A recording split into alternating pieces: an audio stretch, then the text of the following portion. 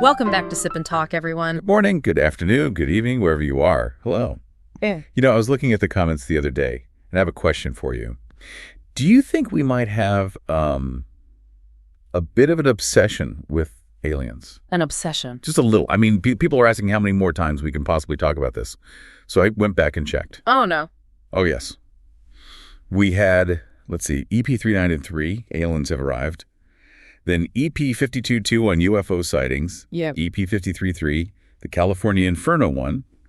And, of course, EP333 on government transparency. Okay. I think we might be the most serious UAP research show in the podcast world. Hey, you're the one who's obsessed, not me. But I'll admit, every time we start looking into it, I find something else that makes me think, yeah, we should probably talk about this one more time. Right. And today is different. I promise you, Sip and Talkers, this is different. We're not guessing today. We are not just, chasing the latest news cycle. Nope. Today, we are looking at the documented evidence, the stuff coming out, and more importantly, the thing that really shakes everything up. The money. The money.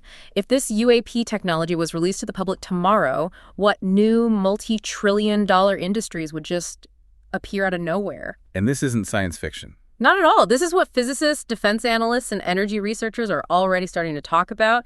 These are the possibilities on the table. It's wild. The script for this one felt like Iron Man meets Interstellar with a little bit of like a human civilization upgrade patch thrown in. That's a good way to put it. We're going to talk about some insane ideas. Like, what if zero-point energy is real? Does that mean oil, coal, and natural gas just become obsolete overnight? And asteroid mining. What happens to the price of rare earth metals if you can just scoop them up in space for cheap? Does platinum become as common as salt? Exactly. And the materials these things are supposedly made of.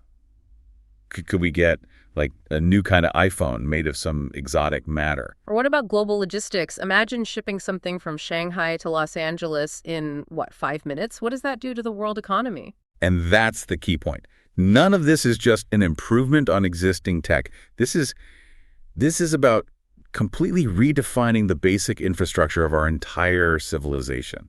So if this is all real, the big question isn't where are they? It's will their physics trigger the next industrial revolution? Is this the thing that completely reshuffles the deck on global GDP? Because if it is, you're looking at the birth of trillion-dollar industries. All right, let's get into it. Welcome to Sip and Talk, where today we're exploring the new civilization-level economy that UAP technology could unlock. To really get a handle on the economic side, we first have to understand just how massive the technological jump is that we're talking about here. Yeah, you have to set the stage. And a starting point is this huge dump of information that's been coming out. People are calling it the disclosure era. The name is the age of disclosure. We'll explain this later. And it's not just one person. There's an upcoming documentary, I think it's slated for late 2025, that's supposed to feature, 34 high-ranking officials from the U.S. government, military intelligence, all collaborating to basically say, yes, UAPs are real, and yes, there's been an 80-year cover-up. So this isn't a few fringe voices anymore. This is, it's an institutional floodgate opening. Yeah, the guy who really kicked a lot of this off, at least publicly, was Luis Elizondo. Yeah. He was in the U.S. Army for 30 years, super high-level counterintelligence guy. Right, and in 2009, he gets recruited by the DIAA, the Defense Intelligence Agency, to run a program. A very specific program. Yeah. The Advanced Aerospace Threat Identification Program, or ATIP. Catchy name. Very. And their job was simple. Figure out what these things are. And after looking at cases from all over the world, going back to the 1940s, his conclusion was pretty blunt. He said they're real, they're everywhere, and they represent a legitimate threat. Not because they're hostile, but because their physics is so far beyond ours that we can't predict what they'll do. Exactly. And that brings us to the foundation for this whole conversation today. Elizondo boiled down all the observations into 6 key characteristics. He calls them the transphysical characteristics. Possible physics. The impossible physics. And if we could reverse engineer any of these, it wouldn't just be a tech leap. It would be an economic singularity. Okay, let's unpack these because you really need to grasp the scale of this to understand why it's an economic earthquake and not just a military curiosity. Let's do it. Okay, so number 1, hypersonic velocity. And we're not talking just a little bit faster. Nope, not at all. Our fastest air-breathing jet ever, the SR-71 Blackbird, could do about, 3,500 kilometers an hour? Mach 3. An incredible machine. A legend. But these UAPs have been documented hitting speeds of up to 64,000 kilometers per hour, sometimes more. 64,000, just think about that. That's circling the entire Earth in less than an hour. It's almost 18 times faster than the Blackbird. It's faster than the speed you need to escape Earth's orbit. And our models of physics, with friction and atmospheric heating, they just don't work at those speeds. The object should just vaporize. Okay, so that's number one. Number two is maybe the one that really breaks people's brains. Instantaneous maneuverability. This is the real physics violator. Yeah. You take that SR-71, right, at Mach 3, if the pilot wants to make a 90-degree turn. They need about half a state to do it. That's what the pilots joke about, right? The turning radius is huge. Exactly, but these UAPs, they're observed making instant right-angle turns. They stop on a dime. They go from 0 to 64,000 kilometers an hour, instantly. The G-forces alone. The G-forces should turn any known material into powder. And any pilot, any biological entity inside would be, well, it'd be sludge, instantly. The fact that these things can do that tells us that whatever is inside isn't subject to those same forces. Wild. Okay, trait number 3, low observability. Right. When something punches through the air that fast, it should create a massive shock wave, right? A sonic boom. It should leave a condensation trail, exhaust. Right, they don't. They don't. No sonic boom, no trails. They're incredibly hard to even spot on infrared because they don't seem to generate the heat you'd expect. The lack of a sonic boom is the big one for me. It suggests they're not just pushing through the atmosphere. They're doing something else entirely. It's like the atmosphere isn't even there for them. Which leads right into number 4. Transmedium movement. This is the one you see in the videos that just looks wrong. It's so jarring to watch. These things can move between space, the air, and deep underwater without slowing down, without any visible effort. There's that one famous video, I think it was from a Department of Homeland Security helicopter. The sphere, yeah, just zips into the ocean at like 118 kilometers per hour, and there's no splash, no wake, nothing. It's like the water just wasn't a barrier. It's as if hydrodynamics and aerodynamics, these fundamental forces we design everything around, just don't apply to it. Which brings us to trait 5, anti-gravity effects. This is the most obvious one visually. They have no wings, no tails, no engines, no propellers, no visible means of propulsion at all. There was that pilot, Ryan Graves, who saw them all the time off the East Coast between 2014 and 2015, the gimbal incident. Yeah. And he talked about how these objects would just hang there, stationary, in the face of 120-knot hurricane-force winds. They weren't being pushed back at all. Not an inch. They were just holding their position relative to the ground as if the wind didn't exist, as if they don't have mass. It's the biggest clue about how their propulsion must work. Okay, and finally, number 6. This one isn't about flight, and it's honestly pretty dark. Biological effects. Yeah, this one is disturbing. A professor at Stanford, Dr. Gary Nolan, he's a pathologist. He examined military and intelligence personnel who had close encounters with these things. And what did he find? It was alarming. People had severe burns, but also internal injuries and really specific scarring on the brain. A part called the caudate nucleus, which deals with information processing. So it's not just a heat source. No. A naval intelligence officer actually coined a term for it, the exotic energy field. And here's the really scary part. There's a scarier part. Within 7 years of exposure, the mortality rate for that specific group of people with these health effects was 25%. 1 in 4 were dead. 1 in 4. It means that whatever energy source powers these impossible physics, it's lethal to us if we get too close. This isn't just advanced tech. It's inherently dangerous. Okay, so if this technology has been observed for 80 years, documented by governments, and it's this powerful, how is it not public knowledge? How do you hide something that big? You need an equally impossible organization to hide it. And that brings us to the Legacy program. This is what Elizondo ran into, right? Head first. When he and his team started digging, they uncovered this enormous secret reverse engineering project. And the whistleblowers claimed it dates all the way back to the Roswell crash in 1947. And we're not just talking about studying a piece of metal. No. The most shocking claim is that the program has recovered not just UAP debris, but in some cases, the bodies of what they call non-human intelligence, or NHI. The occupants. The occupants. They've allegedly been studying the tech and the pilots for almost a century. So when Elizondo tried to get access to this program, what happened? He described it as triggering the institution's immune response. Yeah. Powerful figures He called them the antibodies of the program, just swarmed in and blocked him at every turn. People deeply embedded in the system. Exactly. It was so entrenched that he eventually just resigned in protest. That's when he went public and helped leak those gimbal videos in 2017. But the big question is, how does a secret that massive, with that much economic value, stay hidden for 80 years in a democracy with congressional oversight and all that? That's the billion-dollar question, isn't it? And the answer seems to be a really clever institutional design built on 4 pillars. Okay, let's break them down. Pillar 1. Pillar 1, the CIA. They were the supervisors. They handled the big picture, the global counterintelligence, and most importantly, the compartmentalization. They kept all the pieces of the puzzle separate, so no one person could see the whole thing. The ultimate secret keepers. Okay, makes sense. Pillar 2. The U.S. Air Force. They were the hands-on guys, the operational arm. If UAP crashed anywhere in the world, the USAF had the special forces and the logistics to get there fast, secure the site, and get the debris out before anyone knew what happened. So they're the retrieval team. Exactly. Now, Pillar 3 is where it gets really interesting for our economic discussion.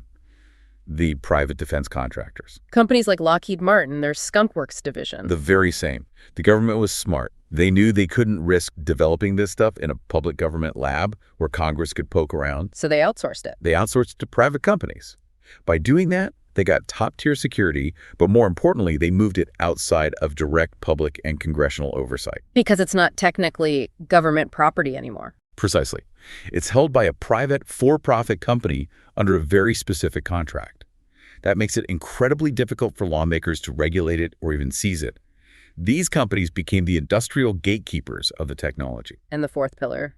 This one is just genius in a terrifying bureaucratic way. It is. The Department of Energy. The DOE. Which seems random, right? Why them? Because of a legal loophole from the dawn of the nuclear age. The original Atomic Energy Act gave the DOE unique powers. So they used these special provisions to classify all the UAP debris as sensitive nuclear materials. That is a brilliant trick. It's a masterstroke. Yeah. Because the second something is labeled nuclear, it vanishes into the DOE's own separate security system, specifically QCARs, or Q clearance. And that system is a black hole. It's completely isolated from standard military and intelligence clearances. A top senator, a cabinet secretary, they can have the highest clearance in the government, but they can't see Q-cleared files unless they are specifically read into that program. It creates an unbreakable wall around the secret. So you have a secret that's physically guarded by the Air Force, legally shielded by private contractors, and bureaucratically buried under nuclear classification. Which leads to the obvious question, did the President of the United States even know about this? You'd think so, right? Commander-in-Chief. You would think. But Senator Mike Rounds said recently that almost no one in the government is read into this. They were so good at isolating it that even the Secretary of Defense or the President himself were often kept in the dark. How is that even possible? Senator Marco Rubio explained it. It's called the need-to-know principle. Right. It means even if you're the president, with the highest clearance there is, you can't access a secret file unless your specific job duties require you to be involved in that project. And the legacy program made sure the president's duties never required it. They walled him out. And there's a wild historical example of this with George H.W. Bush. When he was CIA director. Yes, under President Ford. He later said he was never briefed on the program. When he tried to look into it, he found references to a supposed UAP landing at Holloman Air Force Base in 1964. A landing. Where an NHI allegedly communicated with U.S. personnel. So Bush, the sitting director of the CIA, asked for the full report. And they told him no. They denied him access. The reason? Need to know. If the director of the Central Intelligence Agency can't get in, that tells you how powerful and isolated this thing was. So it's not just a U.S. secret. This has to be a global race. Oh, absolutely. Intelligence has suggested for years that the Soviet Union got their hands on a crashed UAP back in 1989. They supposedly recovered 4 bodies and found advanced directed energy weapons. So multiple world powers have pieces of the puzzle. But the real urgency right now, according to the intelligence community, is China. The assessment is that China may actually have the world lead in reverse engineering this technology. And if one country gets free energy and instant travel before everyone else? It's game over. It creates an insurmountable strategic advantage. Which brings up a really weird question. Why are these super advanced craft crashing in the first place? Are they just bad drivers? I mean, it could just be accidents, mechanical failure, but there's another more provocative theory. Which is? that some of them were deliberately provided, left for us to find, a way to kind of nudge our technological development forward. A technology gift. Maybe. But if that's true, then the nation that figures out the physics first basically gets to control the future of human technology. That's what makes the cover-up a genuine global security threat. Okay, so let's bridge the gap from the conspiracy to the actual science. How does this stuff even work? How do you get hypersonic speed with no friction or instant turns with no g-force? For decades, everyone just said it's impossible. But some theoretical physicists, guys like Harold Puthoff and Eric Davis, they came up with a really elegant idea. That they aren't actually violating the laws of physics. Exactly. They're just using a much more advanced application of physics that we're only starting to understand. Yeah. The idea is that they warp space-time around the vehicle. The warp bubble. The warp bubble, or what they call the zone bubble. The vehicle is essentially encased in its own little pocket of reality. It doesn't move by pushing against air or water.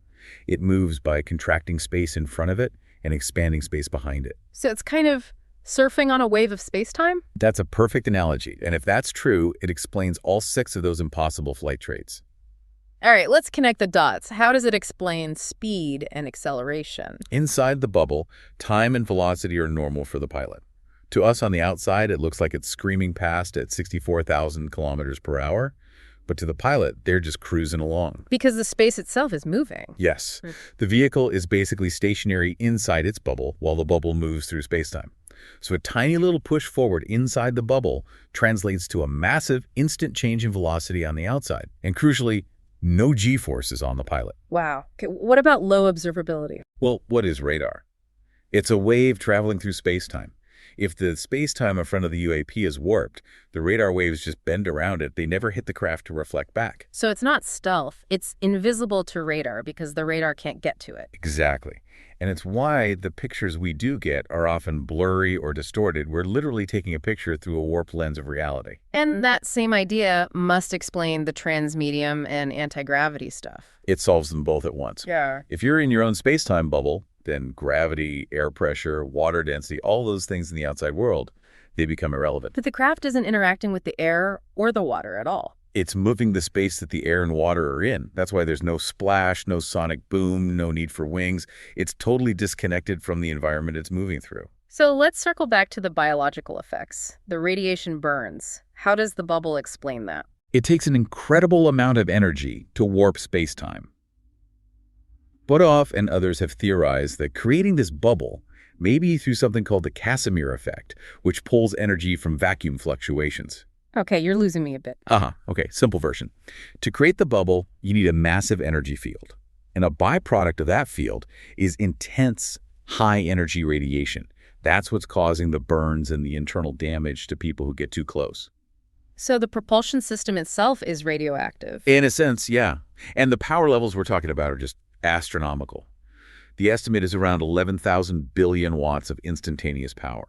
Put that in perspective for me. That is over 100 times the total daily electricity generation of the entire United States combined. For one vehicle? For one vehicle. It's energy on a planetary scale. Which brings us to the trillion-dollar question. Where does that kind of power come from? This is where the economic revolution really starts. This is the foundation of everything. There are 2 main theories. And if we can figure out either one of them, it means total energy freedom for humanity. Okay, theory number 1. The big one, zero-point energy, or ZPE. The idea is that the UAP's reactor literally pulls limitless, clean energy directly from the quantum foam of space itself. A perpetual motion machine. In the best sense of the word. It's not a generator that needs fuel. It's a self-contained super battery that's powered by the fabric of the universe. And the second theory? A little less magic, but just as disruptive. Quantum entanglement. The vehicle could be using entanglement to draw power instantly from a huge distant source, maybe a giant power station in orbit or on the moon or somewhere else. So it's like a wireless charging cord that works over millions of miles with zero delay. A perfect way to put it. But the economic result is the same. Whether it's ZPE or entanglement, if you reverse engineer it, you eliminate humanity's biggest limitation, our reliance on fuel. It's the launch code for the real space age. So now we get to the heart of it. If this physics becomes public, it's not just an upgrade for the global economy. It's a complete teardown and rebuild. It's like going from horse-drawn carts to steam engines, but it happens to every single industry, all at the same time. We're talking about creating entirely new categories of economic activity. Let's start with the biggest one, the energy sector. This is the hammer that shatters the old world. If ZPE is real, the energy crisis is over, permanently. We're calling this new industry Decentralized Infinite Energy Solutions, or DIES. DIES, I see what you did there. It's a bit on the nose, I know. But the core tech would be small, self-contained generators. Imagine a box the size of a suitcase that could power a city block forever with no fuel. But the disruption is total. You're talking about the complete replacement of the multi-trillion-dollar fossil fuel industry. Oil, gas, coal, gone. And all the infrastructure that goes with it. The pipelines, the refineries, the supertankers, the electrical grid itself, all of it becomes obsolete overnight. The geopolitical fallout would be insane. Countries whose wealth is built on oil, their primary asset becomes worthless. Power shifts from nations with oil reserves to nations that can manufacture the ZPE devices. It's the collapse of a 150-year-old financial order. But the upside is incredible. Near zero energy costs for every home, car, and factory on Earth. It could literally end energy poverty. Developing nations could leapfrog decades of development and go straight to clean, cheap, exponential manufacturing growth. The biggest cost of everything we make, power, just vanishes. Okay, industry number 2. If space travel becomes cheap and fast, that opens up a whole new frontier. A literal new frontier. We call this industry extraterrestrial manufacturing and resource, or EMR. First thing that comes to mind is asteroid mining. Exactly. Asteroids are just floating treasure chests of rare metals. Platinum, rhodium, palladium, things that are essential for our electronics, but super rare and expensive on Earth. So if you can just go grab them, the price on Earth collapses. Why would you spend billions digging a mine deep underground when you can just scoop up pure platinum from a rock floating nearby? It makes all high-tech manufacturing ridiculously cheap. What else for EMR? Massive infrastructure projects that are impossible now, like building huge solar panels in orbit that are always in the sun, and then beaming down terawatts of clean energy to Earth. Yes, space-based solar power. And the big one. Space colonization becomes not just possible, but economically viable. You can build bases on the moon, orbital factories, because the cost of getting people and materials up there is suddenly almost nothing. It changes our whole economy from a scarcity model to an abundance model. Okay, number 3, the materials.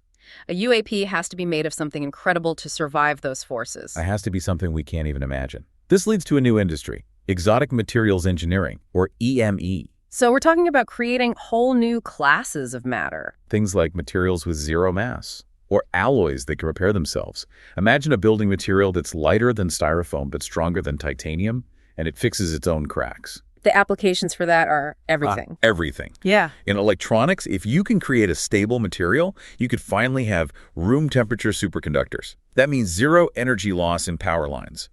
Computers that are 1,000,000 times faster. For construction, you could build bridges and skyscrapers that would basically last forever, immune to earthquakes or weather. And in medicine, think about it. Biocompatible, self-repairing artificial organs.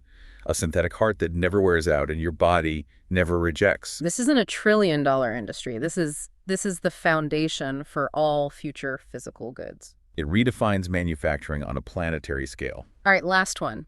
The one that shrinks the world. The one that changes our relationship with time itself. We're calling it space-time compressed transit. It's just applying that warp bubble principle to travel on Earth. Near instantaneous point-to-point travel. Bypassing friction, weather, everything. Let's talk about global freight. A cargo ship takes, 3 or 4 weeks to cross the Pacific? If you're lucky. With this tech, you could move that same cargo from a port in Asia to a port in the Americas in simple minutes. The entire global supply chain model gets thrown out the window. You don't need warehouses to stockpile goods. It's true, instantaneous, just-in-time delivery on a global scale, the savings would be astronomical. And for people. Long-haul air travel is dead. A 10-hour flight to Europe becomes a 10-minute trip. You could live in New York, have a business meeting in London, and be home for dinner. Jet lag ceases to exist. So if this all happens, you're talking about the birth of new corporate giants. Millions of new high-paying jobs in physics and engineering, and maybe a real chance to lift the entire world out of poverty with cheap energy and transport. The global GDP structure would be completely unrecognizable in a single generation. Okay. We've gone way out there. We have to bring it back to Earth for a minute. To be fair, we have to talk about the mainstream view. What is the official story right now? Right, the reality check. And it's important. First, you've seen the language change, right? Nobody in government says UFO anymore. It's all UAP, unidentified anomalous phenomena. It was a deliberate change by the Pentagon, by NASA, by this new office called ARO, the All Domain Anomaly Resolution Office. It was meant to destigmatize it and make it a serious scientific topic. So what is ARO's official conclusion? Their stance is that, yes, there are a lot of reports, but the vast majority of them, over 90%, get explained. They're foreign drones, weather balloons, birds, even just tricks of the light on a sensor. And the massive increase in military reports recently, I saw a number. It was like 144 reports over 17 years, and then 366 in just the next 17 months. Yeah, but AIR says that's not because there are more aliens in the sky. It's because they've created better reporting systems. Pilots aren't afraid of being laughed at anymore, so they're just reporting more of what they see. So what about the 5 to 10% that are still unexplained, the really weird ones? That's the key difference. The mainstream view doesn't label them extraterrestrial tech. They label them insufficient data. They say it's probably a known object we couldn't identify, or maybe some unknown natural atmospheric phenomenon. Their conclusion is always, we need more and better data, not it's aliens. So that's the official counter-narrative to all the legacy program stuff. Exactly. Yeah. But that hasn't stopped the conversation from exploding inside the government itself. Right. We've had multiple congressional hearings since 2022. We've had whistleblowers like David Grush and Elizondo testifying under oath. The disclosure era is happening, whether the Pentagon likes it or not.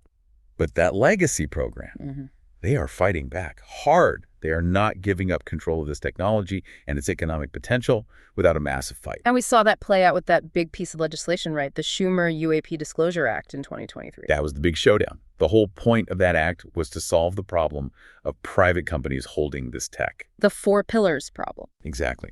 The most important part of that bill was a provision that would have given the U.S. government the power to seize any UAP materials and any biological remains that are currently held by private defense contractors. It was their attempt to take the secrets back. It was. But the contractors went to war. Congressman Tim Burchett came out and said it publicly. The defense industry just unleashed its lobbyists and used massive but legal campaign donations to pressure Congress. And it worked. It worked perfectly. The final version of the act that passed, they stripped out all the seizure clauses. The contractors won. They kept their legal and physical control over the alleged technology.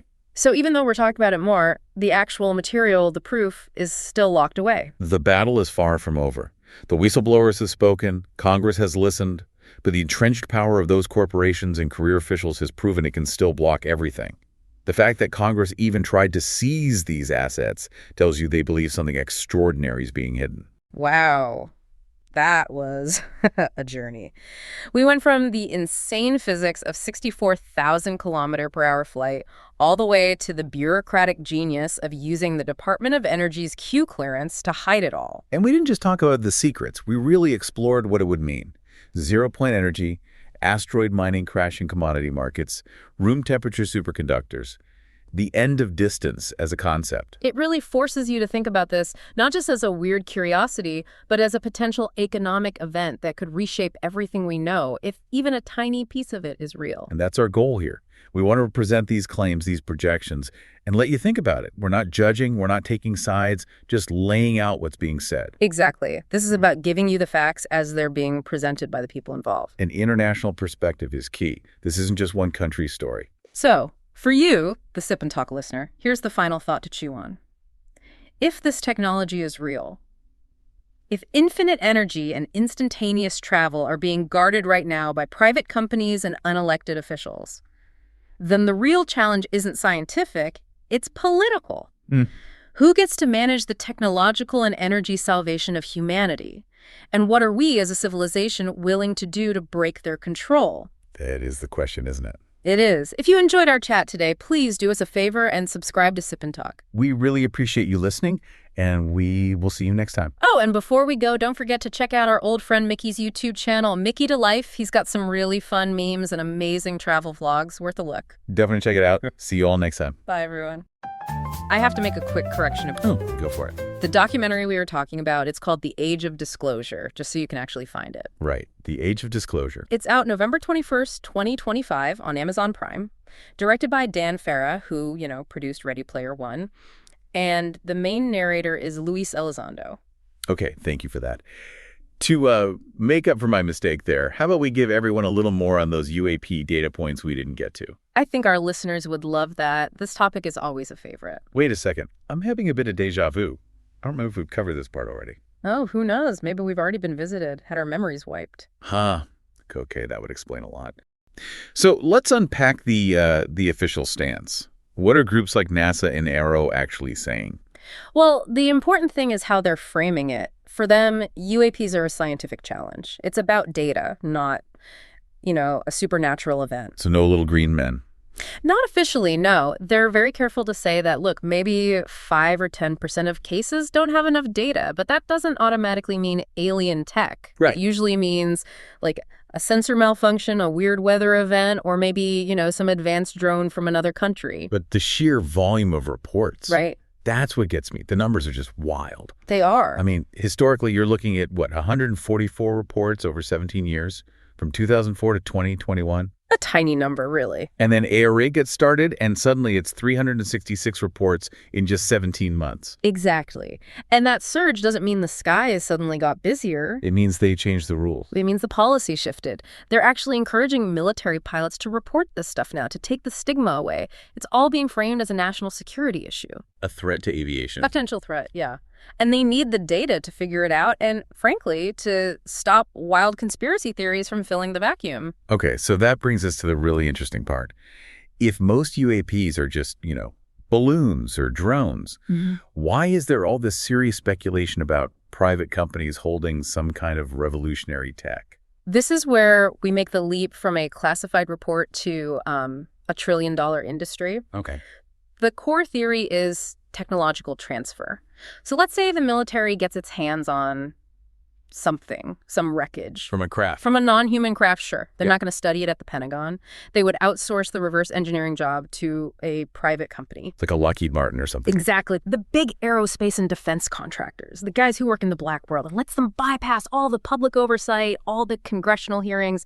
It's a perfect way to hide a breakthrough in plain sight. And we're not talking about, like, a better jet engine. The performance we've seen on some of this footage is, it's just physics-defying. Like that MQ-9 Reaper drone footage from near Yemen they talked about in the 2025 hearings. Oh, yeah. That was wild. The UAP gets hit with a Hellfire missile, and it just keeps going. And pieces of it seem to be, like, flying alongside it. If a private company unlocks that kind of physics, it's not an improvement. It's a complete replacement of existing tech. A technological leap. A huge one, and it creates basically 2 brand new trillion-dollar industries overnight. First is zero-point energy. Right. We're talking about small, decentralized generators. They pull energy right from the vacuum. No fuel. So no more power grid, no more fossil fuels. All of it. Gone. Global energy costs would drop to almost zero for everyone. Okay, that alone solves, like, half the world's problems. What's the second one? Hyperspeed global transit. Yeah. Using that UAP propulsion to travel anywhere on Earth almost instantly. A whole new market. The space-time compressed transit industry. That potential is it's incredible. But it's also terrifying when you think about the risk. If that kind of power is held by a few private companies, a few CEOs who aren't accountable to anyone, their power would be greater than most governments. They would control global energy and transport. It could fuel a technological arms race we can't even imagine. It completely rewrites the global GDP overnight. This kind of breakthrough could either solve resource scarcity for good, think unlimited energy, easy access to space mining, or it could create a level of global inequality that we can never, ever fix. It all depends on who controls it, who distributes it. Really gives you a lot to think about, doesn't it? Whether this knowledge would free the world or just create a new class of untouchable private power. That's the ultimate question, really. Control. Yeah, on that note, we'll have to leave it there. We hope this gave you all some fascinating ideas to explore. Until next time.